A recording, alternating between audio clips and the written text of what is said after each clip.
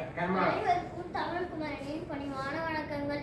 போதையின் பாதை வேண்டாமே, மீளா துயரை தந்திடுமே, தீரா போதை என்றிடுமே, தீராத நோய்கள் தந்திடுமே, பாதகம் செய்யும் மண் வாழ்க்கை பாலைவனமாயாக்கிடுமே. நான் இப்போது போதை காட்டும் அழிவு பாதை என்ற தலைப்பினை பேச வந்துள்ளேன். உலக நாட்டில் மக்கள் எதிர்கொள்ளும் முக்கிய பிரச்சனை மக்கள் போதை பழக்கத்திற்கு அடிமையாவதே ஆகும். இந்த போதைப் பொருட்கள் மனித வாழ்வை சிதைத்து தனி மனிதன், குடும்பம், சமுதாயம் அனைத்தையும் சீரழிக்கும் ஒரு பெரும் அச்சுறுத்தல் ஆகும்.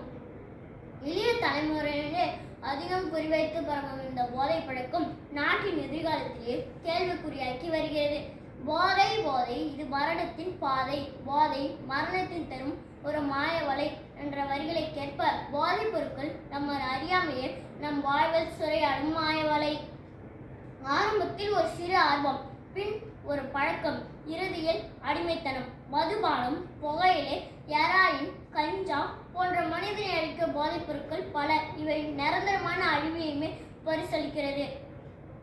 வாழ்க்கை என்று பூந்தோட்டம், போதையால் இன்று அது போராட்டம். போதை நாட்டிற்கும் வீட்டிற்கும் கேளிர் என்ற பாடல் வரிகளை கேட்ப போதைப் பொருட்களின் பயன்பாடு தனி மனிதனை மட்டும் பாதிப்பதில்லை.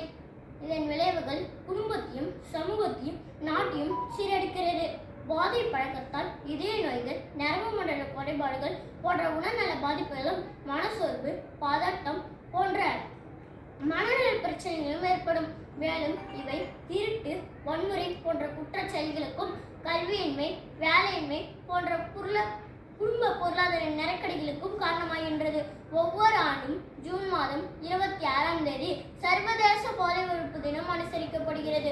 போதை இல்லாத சமூகத்தை உருவாக்குவதே தனி மனிதனின் பொறுப்பு மட்டுமே என்று சமூகம் மற்றும் அரசாங்கத்தின் கூட்டு முயற்சி ஆகும். வாழ்வை அளிக்கும் நச்சு வரை போதை என்ற பெயரை உழைக்காதே. இளைஞனே, விழிக்க வேண்டும். விழிப்புணர்வு விதையாய் மாற வேண்டும். போதையற்ற சமுதாயம் படைப்போம். புதிய உலகம் அமைப்போம். நன்றி, வணக்கம்.